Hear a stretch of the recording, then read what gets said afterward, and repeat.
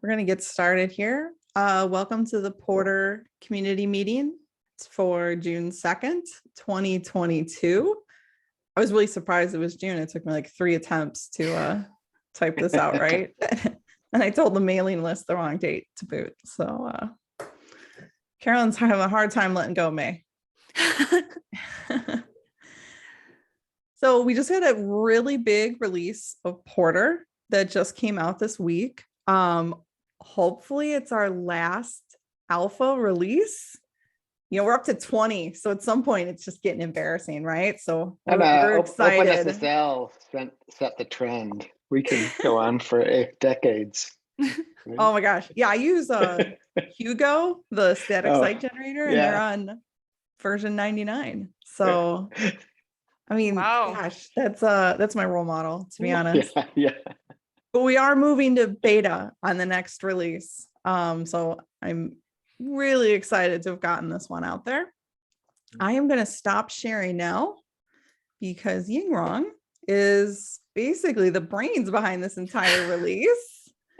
And they are going to give you an idea of what's in the release and provide a demo.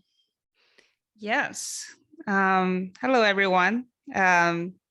With the new release, this time we made a breaking change to the secret plugin protocol that now enables Porter to be able to store any sensitive data that's generated by the bundle, to store those data into the secret store instead of the Porter's database itself.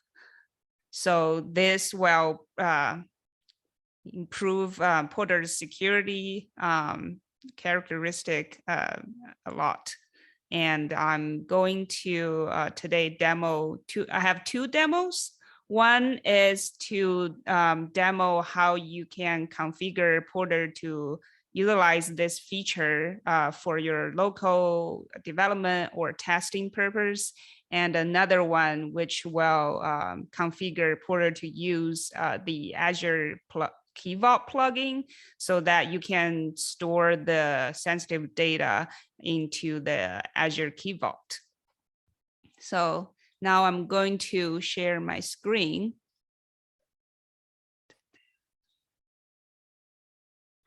Okay. Can everyone see my terminal? Yes. Yep. Great. Cool. And let's make sure we have the right version of Porter. Here we go. It's Alpha 20. And then we will first try to just use the default settings for Porter, just to see without any configuration what the current behavior is with a bundle that generates sensitive data. And with the new release, we published a new bundle, example bundle called sensitive data. And it's kind of a helpful bundle to test out this new behavior with Porter. So we can do an explain for this bundle. And you can see there is a password that's set to be sensitive. And then we also have a sensitive output, it's called name. I know that currently in the output doesn't really say whether it's sensitive or not, but I think we're going to work on that very soon. Okay, so now let's install this bundle. Oh, okay. Oops, because I already installed it. Let's give it a name. Local demo. Okay. Here's what you would see if you don't have a secret plugin that is configured to that supports this new feature, which by default, the secret Porter host plugin does not support this new feature, and we made the decision deliberately that we're not going to have a built-in default support for this because we just are not sure for the user what kind of behavior they would want from their secret store. And we don't want to just make a bunch of assumptions and make it seems like, okay, it's going to be Porter's responsibility to choose a default plugin that suits most of people's use case. So we just made a decision that we're not going to have one. So if you want to use it, you will have to explicitly pick one and configure it yourself. So in this case, we're going to use the one that's for local testing. It's called a file system. And now we can try to install it again. And this time it's successful. And you can see the sensitive data is being masked out from the output. And if you do, and the file system secret plugin stores the secret under your Porter home directory. And in that directory, it will create a subdirectory called secrets. And if we go see it,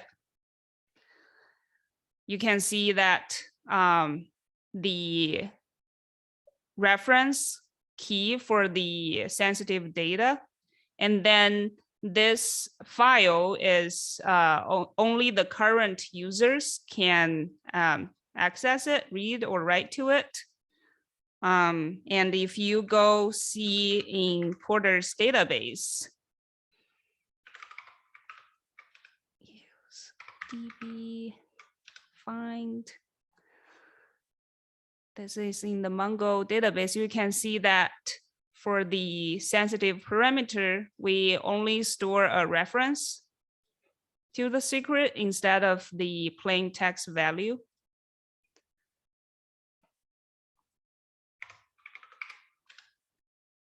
So, and then the reference is being used as the file name by the file system plugin. And then the value is stored in the file. And that is the local testing version of it.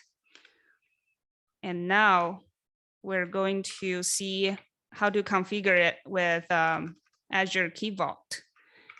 And if you have never used the Key Vault plugin before, you can find the kind of the setup instruction in the Azure plugin GitHub repo. In the README, there is some instructions how to set up the Azure credentials and connect, allow Porter to authenticate with the Key Vault and the Azure environment. So you can see the instruction there. Here I have the credential set up already. So I am just going to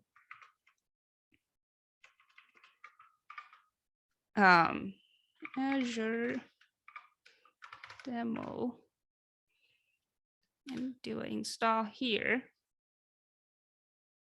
Yes, and then if we go to my Key Vault,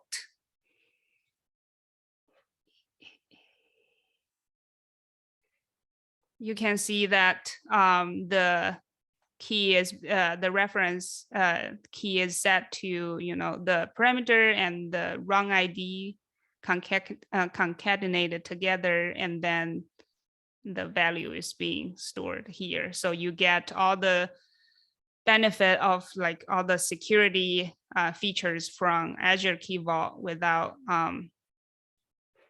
Porter doesn't have to implement any of those. And this is my demo. Thank you. Yeah, Yang, when I was looking at that, one other thing I wanted to point out, this kind of like a new possibility that this opens up is that if you do manage all your secrets through Key Vault, or HashiCorp Vault is another one, or Kubernetes Secrets is another plugin. All of the plugins have been updated to support the latest changes in Porter. including the storage plugins. And now what you can do is, let's say that your bundle generated it made a database for you, and you need the admin connection string. Instead of having to go out to Porter and try to find it, you can always do that. There's always like the Porter output show command. But you could also update, say, like your automation to understand to just grab it directly from Key Vault too, as well, and kind of work that into your existing workflows. Yes. If there's any questions, I'm Hey, happy to answer Yeah, it. it's just great to see, because I remember seeing those passwords in the MongoDB. I was like, oh, hey, good reason to use the secrets plugin. So, but thanks for having that option.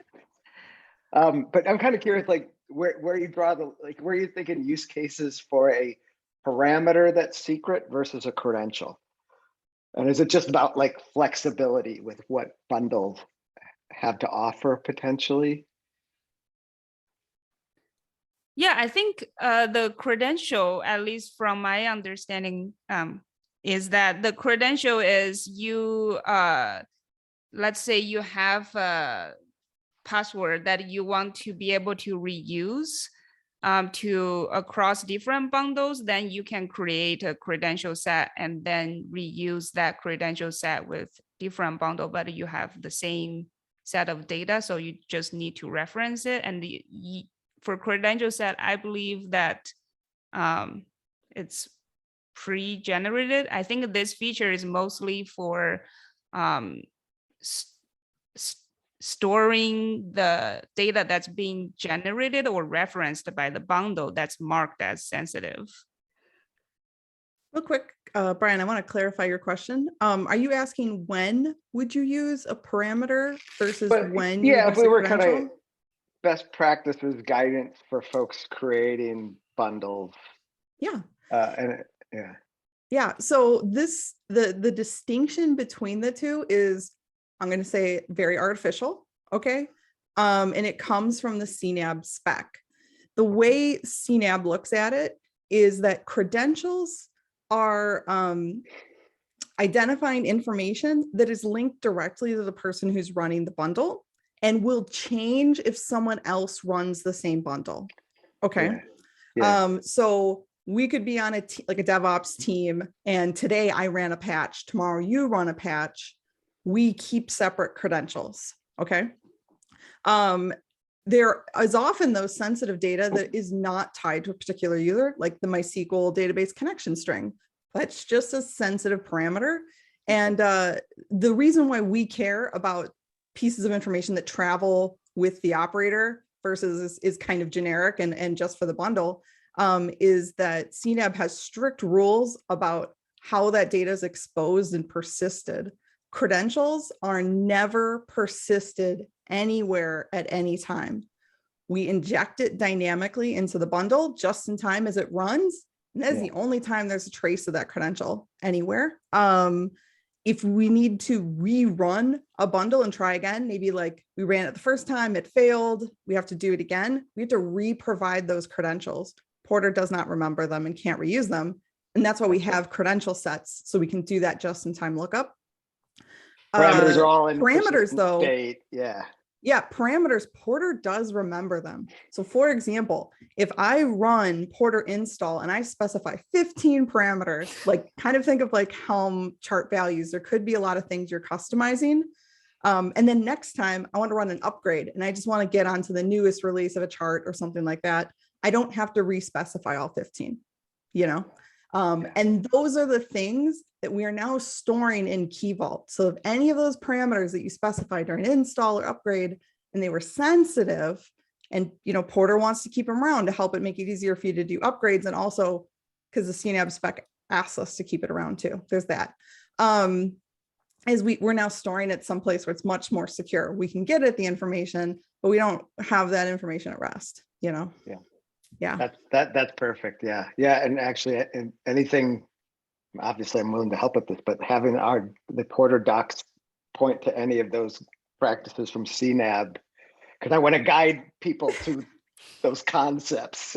I just with need to bundle like authoring. rewatch this video and I'll just transcribe what I said and put that Yeah. on Porter's best practices page. That's what we need. Yeah. Yeah.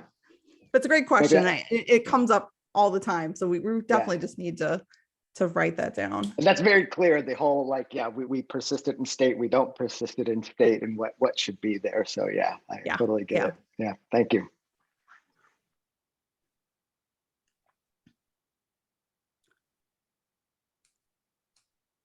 So about the release that just went out.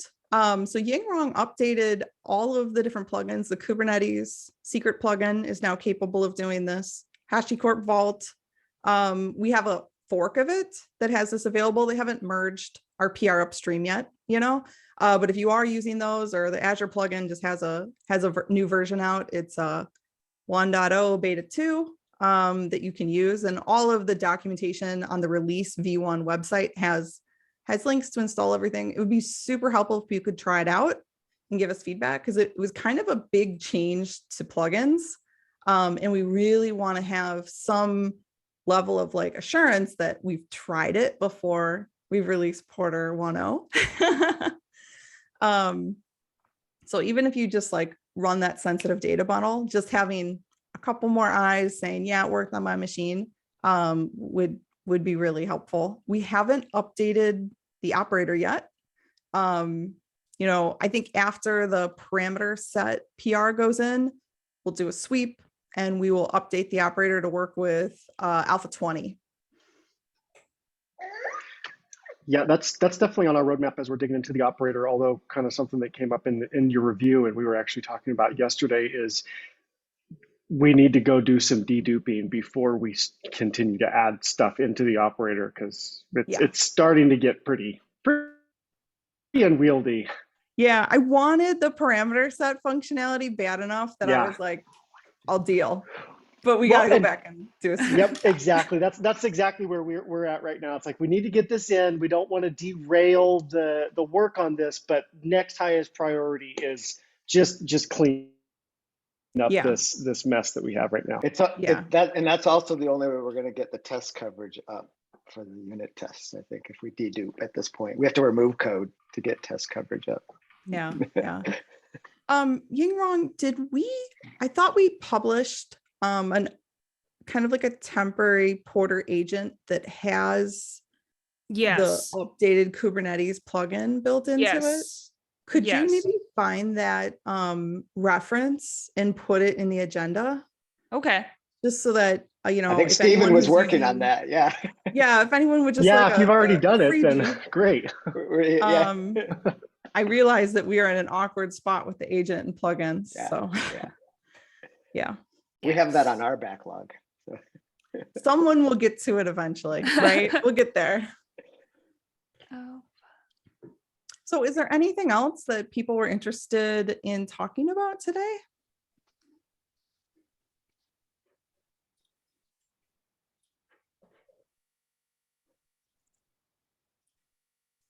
Everything's working well.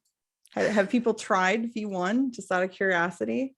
I mean, I know we're using it daily. Yeah. And I did add something to the agenda about the outputs and the operator, but I wanted to wait and see if there are other topics first. So. Oh, perfect. Yeah, I'd love to talk about that. All right, we're using the Porter agent. Did you say there was an update for that for Alpha 20, or do we have to wait? We do have a one-off container that you can use that has the Kubernetes plugin built into the agent, so you don't need to do your own build. Yingrong was going to post a link to it in the agenda notes. If you could post it in chat too, or in Slack maybe for people, that would be, just spread it around so everyone can find it. Okay. All right. Let's talk about outputs. So just to set some context here, right now we have a couple custom resource definitions in the operator, and they're mostly inputs to Porter. It's the definition of an installation, it's the definition of like a parameter credential set, but like obviously Porter does generate juicy outputs that we would like access to. So what we're suggesting here is we'd like a way to get that information out of Porter and Porter's database, right? And into like a Kubernetes native form as a CRD itself, so that you can consume any outputs after a bundle is run. Brian, did you want to go over your suggestion about how we could do this? Yeah, because this was a couple of iterations of thinking on Steve and I's part before we kind of landed at this. Yeah. And first of all, we're looking at this being a off by default feature that's enabled via annotation. So it's not something that would happen by default, but just have it so you can go in and put like an enable outputs annotation in here to trigger this behavior. And kind of based on where we started going, this actually could be something that could be added as functionality to the installation resource, or we could have a separate installation output CRD, and kind of went the route of a separate installation output CRD just because that allows for separate Kubernetes RBAC associated with it and that sort of thing. But I could very easily see like another annotation that says, just put this on the installation resource. I have a question for you real quick. Yeah. Did you consider putting enable outputs on the agent configuration? I could definitely see like having it as part of an agent action then and kind of carried through into there, or it's not really part of the agent action. You know how every CRD we have supports custom agent configuration, and then in addition you can like default it at the installation level or at the system level. Because it may make it easier then that if you're the type of shop who wants outputs all the time, to not have to set it on every single installation. Yeah, global setting for the namespace or whatever. Yeah, totally. Yeah, and then be able to disable it for an individual installation if you want to say, let's not do it for just this one installation. Yeah. So potentially an opt-out at the installation level via annotation, and then a global opt-in for, or just have this true false enabled at the installation level, but be able to pick up a global as well. Well, so to be clear, agent config isn't global. It has a hierarchy. So you can set it at the operator level, right? And then it's global, sure. You can set it in a namespace, but also every single installation has a field on its spec called agent config. Right. So you can always override it there. So we wouldn't even need to sometimes use an annotation and sometimes use agent config. We could always use agent config and still be able to override. I definitely see some more value there, because there's definitely been thinking about this, a route of like, well, wow, what if Porter just spit out outputs in a certain format at the end too, and the CLI functionality, but I mean, the reason why I was suggesting it is because the agent in Kubernetes here wraps Porter and can kind of do some default extra things to run a few extra commands for you to grab those outputs and things like that. So it may be one logical place to kind of sneak that as a hook. Yeah, as I was thinking about implementation, I was like, oh wait, there could actually be a script in the agent action image or native Porter functionality to help support some of what we're looking at here. So, I mean, long term, I think that if we had the gRPC service with access to Porter's functionality, we would have a different solution, right? But I feel like we're pretty far away from having that service, and this could be something short term we could do, and we could switch the implementation of how we get that data later. Yeah, absolutely. Yeah, I'm sorry, screaming as an API as we were thinking about it. So. But I think I derailed you. Sorry about that. No, not at all. No, and I mean, at the end of the day, I think we're thinking kind of same thing about options for turning it on and off. But yeah, if you want to go down to the installation output CRD, and I kind of took an example of one that's being managed by the operator in an installation, but this doesn't, this isn't spec information. The outputs isn't spec information. Spec information is declarative, right? So Yep. if we look at it this from the perspective of the spec information is really, it's really what you would want if you're running the Porter installation outputs command, Mhm. right? And so based on that and doing a little homework and actually looking at other systems like looked at Argo workflows. Nice. Argo workflows puts lots of information about what happened as a result of a workflow run in the status of the workflow.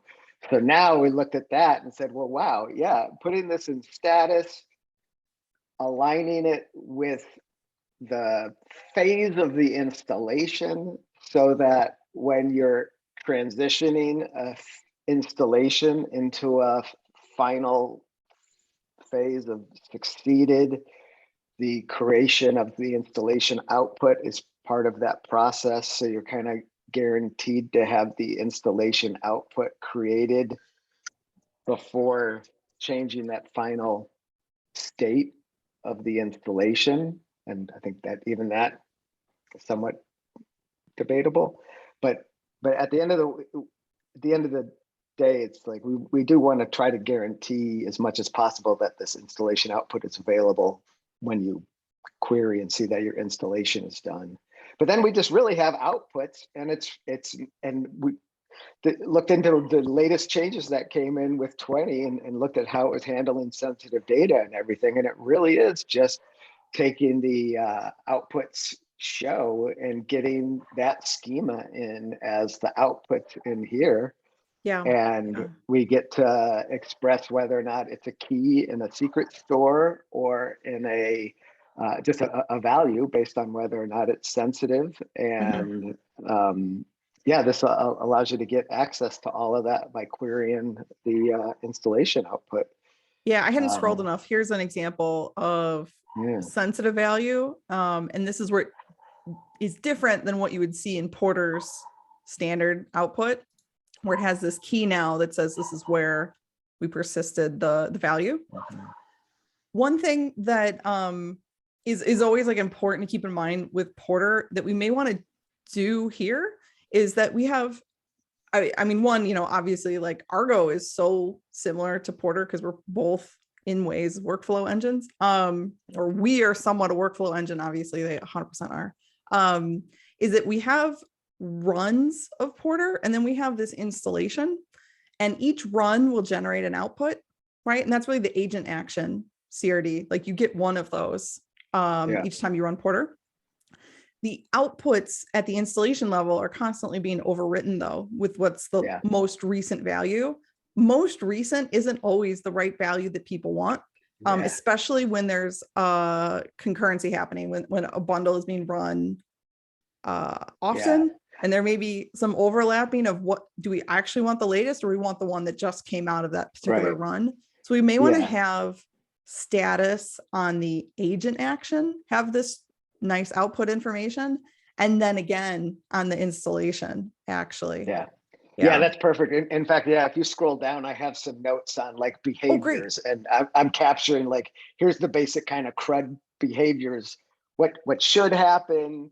Do we have attributes in there that show that an installation output is valid or invalid, or how do we tie it to a specific, you know? So this is really the kind of CRUD behaviors are really what I'm interested in clarifying more. And everything from recycling an installation output resource or having one per installation execution or something like that, I think is all kind of up for consideration right now. I mean, one thing we could do is not have anything on the installation because the installation links to the last agent run, the last time we ran Porter, and all of that information will be on the agent run. You know, it's a sticky race condition to try to say what is the latest value of an output. I mean, it's easy if you're running things by hand at the command line. It's hard when things are kicking off because you're doing get ops or something like that. And totally. It's easy to trigger a bundle to run 5 times in a couple seconds. And these bundles may not complete in order, right? One that you triggered first may end after a different one. So then the concept of what's the latest value of an output is really murky. So kind of making people deal with that through understanding which runs output they want probably is a safer bet to start. And then when we get that gRPC service, that's when being able to ask at this point in time, what's the latest value, and be able to get it, hot out of Porter's database, basically, maybe the best way for people to get that type of information once we have it available. Yeah. I don't know if any of that made sense, but like, no, it totally Okay. makes sense. And anything like, and that's where let's continue the discussion and hear if there's very specific examples of you, like, here's how we're doing this with the current agent action relationship. Or I could look into that myself as well. But I just want to have a relatively kind of fleshed out example here to kind of reference, and then we'll just start implementing off of there. Really, I'm thinking if we just tie to the agent action, or potentially just put this on the agent action status directly. I'm not quite sure. It depends how much like fine RBAC control you want. What's really nice about this is that you can allow people to run stuff, but maybe not see sensitive data that's coming out of it. That was the original goal there, with having it be okay. the separate thing, and only certain people can read outputs of installations versus folks who can create an installation. Then I think like we could basically do what we've been talking about just by switching what resource we tie it to. And instead of the owner being the installation, it would be that particular run of a Porter bundle. Yeah, I like that. Cool.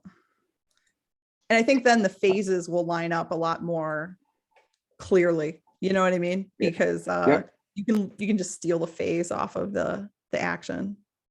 So does that mean if we keep the separate installation output resource, is there going to be a one-to-one mapping for installation output resource being created by an agent action, or is there still the concept of an installation output for an installation that might have the latest, and then also statuses in the agent action? Because I'm just trying to figure out how we would do that mapping if we're creating everything from the agent action. What would be the based on that? I would say that the agent action would always create an installation output associated with that agent action, and then it's just the job of the installation to know what's the latest agent action associated with me, and then I can drill down into that to get the installation output resource associated with that agent action. So a couple things. One, agent actions can be retried, and when you retry an agent action, and usually it's because it failed, right? And you probably don't care about what the failed outputs were. So you could end up with multiple attempts at running Porter mapped to that same agent action, right? So, but like I said, you don't really rerun it unless it failed, you just make a new action. So you are going to end up with outputs on all that. But what I was telling Brian is that I really don't recommend attempting right now with what we have available to us, trying to represent like a point in time, what is the latest value of an output associated to the installation. Like if we tie them directly to the agent action, like the run of Porter, it's super clear. I kicked off a run and this is the output that came out. But what I was trying to allude to is that it's really difficult to understand what latest output value means when you're talking about at the installation level, considering bundles could be running all the time and the outputs could be persisted out of order. Like you could have kicked off a run and then kicked off a different run that also produces an output. And depending on how slow those actions are and like pod scheduling, one may complete before the other and not in the order that you kick them off. And that would change what latest means for these outputs if you're just going, this is the name, it's the latest value for it. So what I was recommending for latest values is to wait for the gRPC service, which will just give you a method that says, give me the latest value for this Right. output. Yep. And So- potentially provide you better filtering on, I want the latest value for running the upgrade action, but I don't care about the status action, things like that. Right. Just to make sure you can really target what you're looking for. Because I feel like right now, I think you'd end up maybe making people think that they were getting data that's very easy to understand how you would use it. But there's weird edge cases that like, there's no good way at the moment to kind of give people guidance on what's the latest value and what they can use. Yeah, that makes sense. So basically, we're not going to try to roll up an overarching installation outputs. There's just going to be installation outputs per job or per action, per agent action. And then if you want a agent, or if you want outputs associated to an installation, drill into the agent action and get the information from that specifically. Because that's, I'm thinking from my use case from, I want to actually go based on an installation resource. I want outputs associated with it. So this is the path I would go to actually grab those outputs. Yeah, and the installation does track what is the most recent agent action that I have triggered. Okay. And then you could look up then the status on that agent action if you wanted to, for now, as a way to kind of get at that information. Yeah. But just keeping in mind that if things are triggering at the same time, there's still just some odd edge cases. Latest is latest, and it comes with risk. Yeah, but exactly. Don't we also track the generation of the installation resource and then not do status updates if we get updates from an agent action that isn't kicked off by the current generation of the installation? The one sec, I'm trying to like pull my head around that. The agent action, I mean, they all have generation, they all track generation. Yeah. Yep. Yeah. The trick the is installation, the installation has some logic, and I can look at it again, but basically it makes sure that things are coming from the right generation before it actually will update its status, if I remember correctly. Yeah, the thing that I'm really fuzzy on that I don't think we have solid code around and like guardrails is if I change the installation and that triggers an action, say that action takes an hour to run, okay? And then 5 minutes later, I change the installation again and I make a different one that will kick off, like I make another change to it. Maybe I bump the version twice in 5 minutes. It'll kick off another action, right? And we do that generation matching on the actions to make sure that the status we're collecting out of Porter, aligns up on the right objects. But at the installation level, it's going to drop the action that's currently running to then track the status of the most recent action, and at that point, like when you have two things run at the same time, the status in Porter, at the moment, it's not an array or anything of like all active actions. It's just the last one that it's kicked off. So like we may need to, do a little bit more. I think if you look at the Helm operator, I think they track it as an array. And so we may want to switch to that. Yeah. Sure. Okay. Sense. Yeah, it makes sense. And I'm like thinking of this a little selfishly in context of our use case, because we're using Argo workflows to fill in some gaps and putting those gaps into the operator. And it sounds like we're basically still going to have everything we need to traverse an installation through to the agent action and the associated outputs with it. One thing that we may need to visit, and this also could just be my lack of knowledge, I don't know if we're putting any events out related to things where we can subscribe to Kubernetes events related to any of this. Yeah, we do put out events. Yeah. Do we do? Okay. But they may not be all the events you're interested in. So we can add more. For the moment, the events are super closely tied to just the Okay. moving through the phases. Yeah. Yeah. So yeah, as long as we have something that can react to the event of completed and then go in and get those outputs. And for us, we're getting those outputs and sending them off on a message bus for something else to deal with. Yeah.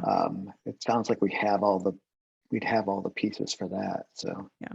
I mean, okay. I could just be hallucinating, but I'm pretty sure when I rewrote the installation controller, which I'm sorry, the agent action controller, like we are emitting events, but feel free to kick the tires on that. Oh, look, yeah, I tend to have K9S up a lot while I'm looking at things. So I never, I don't remember. Maybe I was looking at agent actions versus installations or something like that. But no, I mean, we may not have enough tests. I don't think we have tests around the events. So like it's possible that it worked for a split second and I patted myself on the back and then it's regressed.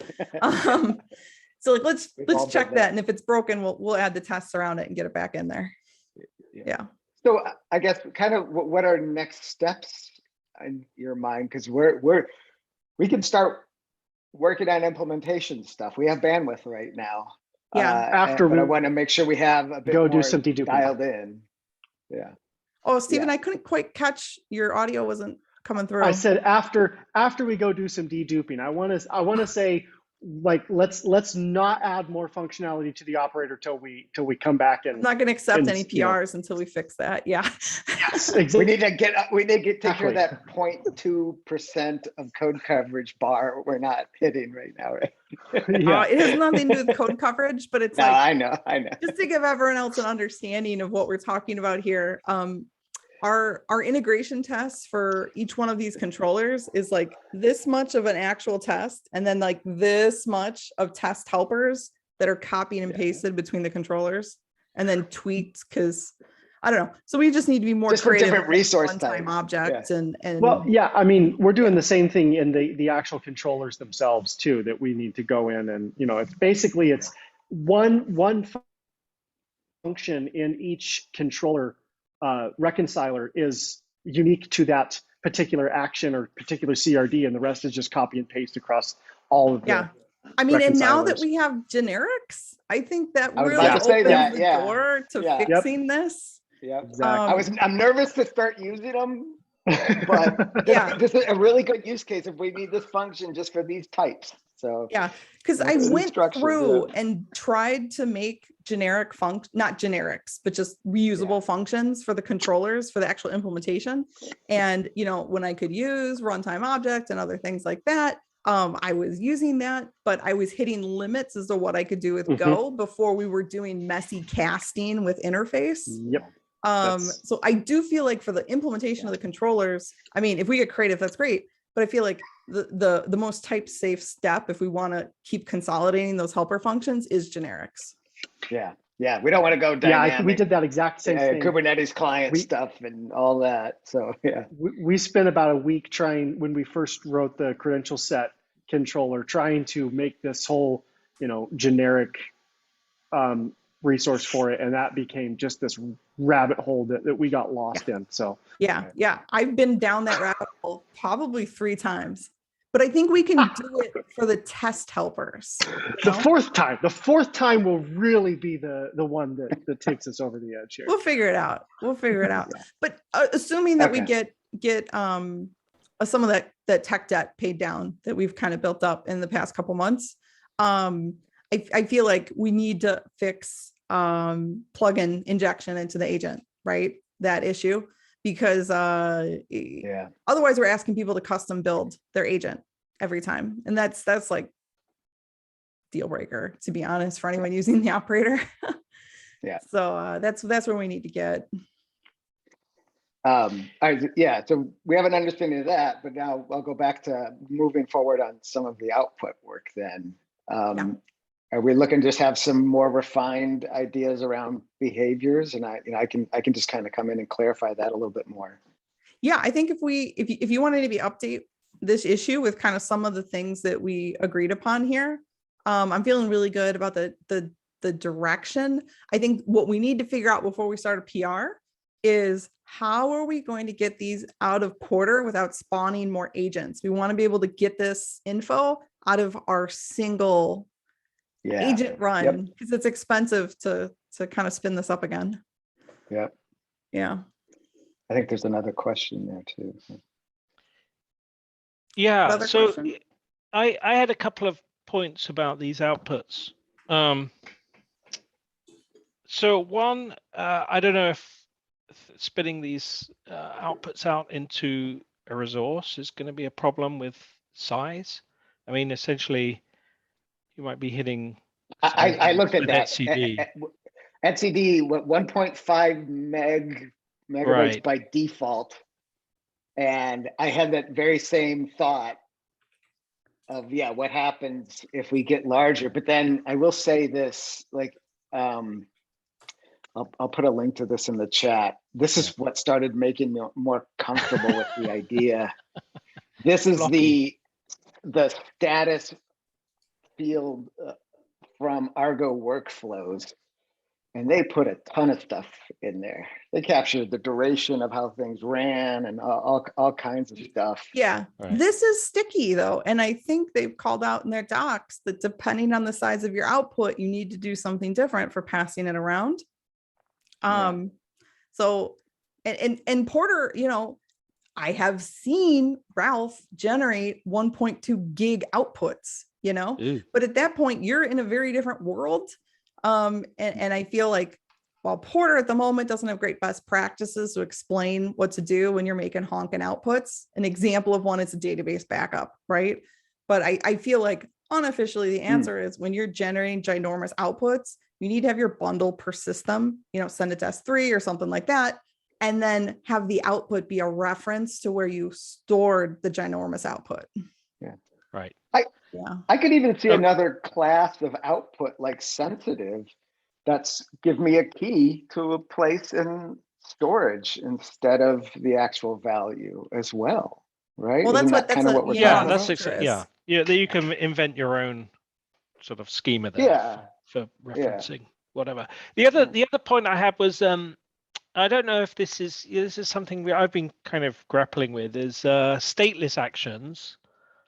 Like you might want a bundle that spits out a EULA or a big README or something like that. You want to capture that, but you don't have an installation. Yeah.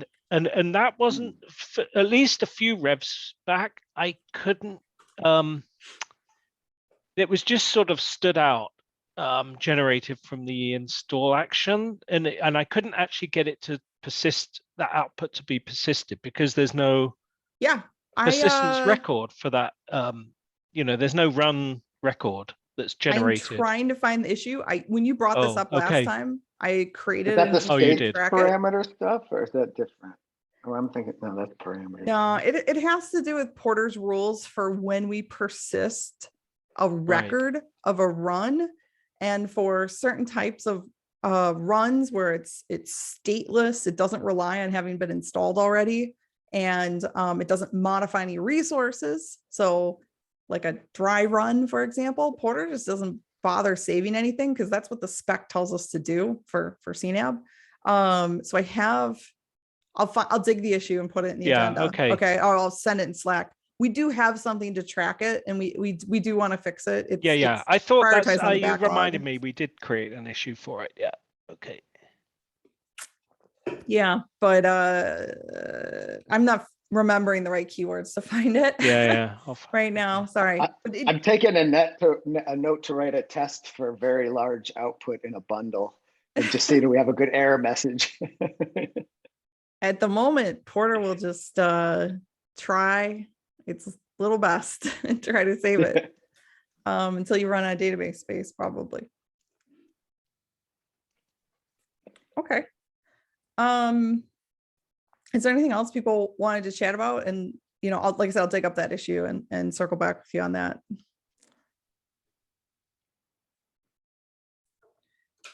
Okay.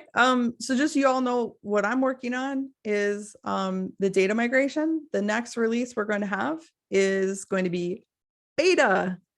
And we'll finally be able to migrate our poor users who are still on V038, the last stable release, and have a migration path for them to get onto the beta, trying out Porter using their existing data, potentially production data. And we will then support, hopefully we don't change anything since then, but if we do happen to change anything, migrations will be supported from beta through to the final 1.0 release. So I will code slowly and carefully on that one. I'm not promising it'll come out quickly. Does that work coming from like 038.9, which I think falls before the non-root changes that came into, you know, a V1 that is all non-root? So non-root happened in like the 9 or 10 pre-release of V1. V038 has been stable except for patches. So like I keep bumping like the patch of 38. If you're on any version of 38, we're going to support migrating you 1.0. But this, when I talk about migrating, I mean your installation data, things like that. Yep. Not your bundle. Yes. Yeah. No, I'm not sure if there's going to be installation data that might be different because there's, you know, there's permission changes and that can be stored, you know, as I'm not sure. I know I ran into an issue when I tried out 038.11. I don't know specifically what it was, but 038.11 broke everything on my 038 for me. And I stopped going down that path because I already am dealing with V1 and I don't need to worry about 038 stuff too. So if you're interested in knowing what that issue was, I can look into it a little bit more. Okay. All right. There was something around, it either came in 10 or 11 and it broke everything around our automation for creating new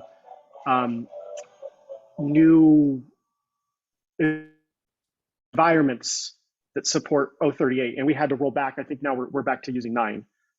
So I'll dig into something as an environment variable versus a file or something like that, and passing it through. Is that the issue you're talking about? I don't remember what it was.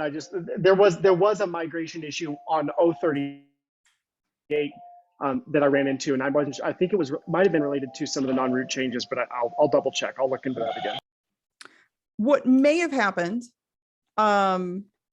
is that when we rolled out the root non-root changes, things like that, existing bundles that were written for one versus the other, when you tried to use them with an old version of Porter, but it had been built with a new version of Porter that was building non-root bundles, the bundle wouldn't work at all. So it was mostly selecting the proper mix in and making sure you build the bundle with the version of Porter that you want to run the bundle with later. So if you want to install it in production using V038, you would build the bundle with V038. If it's something beyond that, though, I'd really like to know. I just remembered what it was. Nope, I know exactly what it was. It was actually around the Kubernetes plugin. 038, it removed the storage capability from the Kubernetes plugin. And I don't think it was plugin specific. I think it's on the Porter side. So like if before we were using Kubernetes backend as both the secrets and the storage, and that stopped working in 038.11. For a specific version of the Kubernetes plugin, because it sounds like the problem didn't come from Porter, it came from a version of the K8s plugin. I'll double check that. I'll go back and clarify what the issue was, but I that was specifically the issue. Okay, yeah. If you can track that down, that'd be super helpful. Sure. Because I didn't realize that we broke stuff for you, so sorry about that. Well, not for me. I have some memories of some links to plugins changing a little bit too, when maybe around. So it could have been something like that too. Yeah, I mean, most recently, every single plugin has been published with a new version to support V1. You know, because we completely changed the protocol out from underneath them. They all use gRPC now. But that would have given you a very obvious angry error about gRPC that would probably be memorable. Yeah. Okay.